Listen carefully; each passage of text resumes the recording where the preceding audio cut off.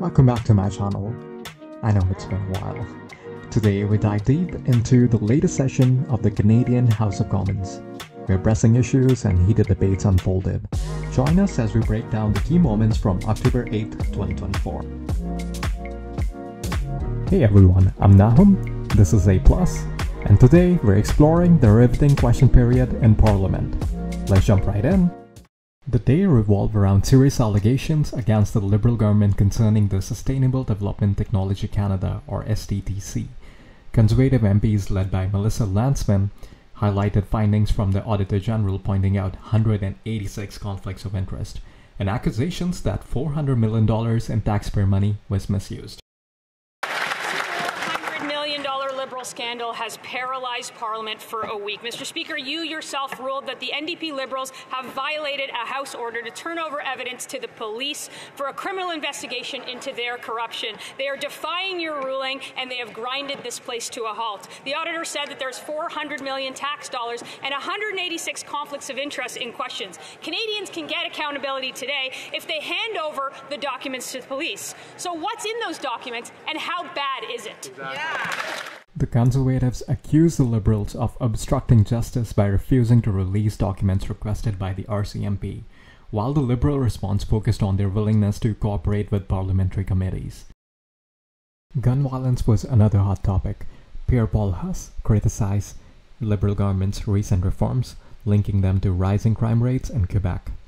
Minister Arif Virani defended the government's record, emphasizing significant investments in community safety and crime prevention. The Honourable Minister of Justice. First thing, the C-75 has increased sentences for car theft, which she voted against. Second thing, people who decide with respect to bail are judges and justices of the peace who are appointed by who? Mr. Legault. So if you have any problem with respect to that, the administration of justice, you have to speak with Mr. Legault in terms of space in courts and detention centres, and perhaps some issues with rulings they've made as well. Economic discussion centered on housing affordability and the recently passed Bill C-49, aimed at bolstering offshore wind energy in Atlantic Canada. Churence Rogers praised the bill as a vital step towards economic growth.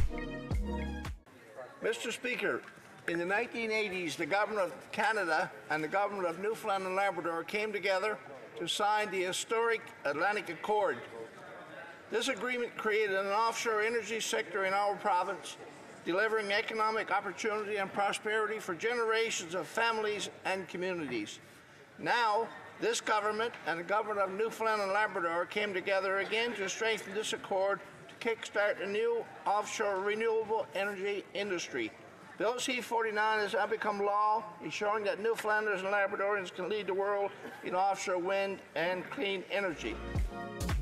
Conversely, Conservative MPs expressed their disappointment over the bill's passage, criticizing the Liberals for their previous opposition to it. A significant point of contention was the call to designate the group Sami Doon as a terrorist organization. This followed protests that drew condemnation for anti-Semitic sentiments. Conservative MP Michael Chong argued that the government must take these allegations seriously. Mr. Speaker, the evidence is clear. Sami Doon, also known as the Palestinian Prisoner Solidarity Network, is knowingly acting on behalf of, at the direction of, and in association with at least one listed terrorist entity under the Criminal Code, the Popular Front for the Liberation of Palestine. Sami Doon is based in Canada and incorporated as a not-for-profit under the Canada Not-for-Profit Corporations Act. Other jurisdictions have taken action. Germany and Israel have listed Sami Doon as a terrorist entity, and the European Union has banned them from entry. The Liberal government needs to take terrorism seriously, needs to take anti-Semitism seriously, needs to take the evidence seriously, and list Sami Doon as an entity under the Criminal Code of Canada for terrorism. The Liberal government acknowledged the seriousness of the claims but emphasized the need for due process, with Minister Arif Virani, stating that the matter was under urgent review by national security advisors. Indigenous issues were also on the agenda. NDP MP Laurie Idlaut raised concerns about contamination in Fort Chipewyan, criticizing the government for what she termed a 7-year cover-up regarding health risks faced by the community. The Liberals are actively refusing reconciliation and evading their obligations required in the honor of the Crown. This government knew for 7 years that the big dock in Fort Chipewyan is contaminated with cancer-causing substances, and for 7 years they covered it up. Rightfully, families are now worried about their children's health and whether they will lose them to cancer. When will this government uphold the honor of the Crown and work with First Nations to ensure their health and safety? In response, Minister Anita Anand acknowledged the concerns and committed to improving infrastructure and safety for remote Indigenous communities. The housing crisis continued to dominate discussions with NDP MPs Peter Julian and Bonita Zurillo, accusing both the Liberals and Conservatives of failing to address rent gouging and corporate landlord practices. They raised alarms about potential AI manipulation of housing prices. Finding affordable housing is harder than ever for people across the country. But we've just learned that big property owners use AI software. They've had a secret agreement to increase rents. The NDP tabled a motion to get to the bottom of this story, and the Liberals and the Conservatives blocked this motion. It's shameful. Canadians cannot find affordable housing. So why are the Liberals and the Conservatives profiting big property owners instead of protecting people? Liberal Minister Sean Fraser defended the government's record on affordable housing, citing investments in non-profits and new housing units.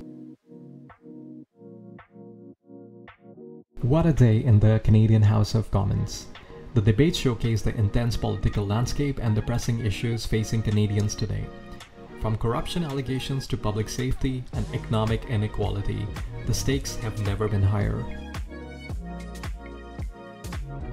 I want to hear your thoughts. What do you think about the allegations against the government? Should Sammy Doon be designated a terrorist organization? Let us know in the comments below. As always, don't forget to like, subscribe, and hit the notification bell for more updates on Canadian politics. Thanks for watching, and see you next time.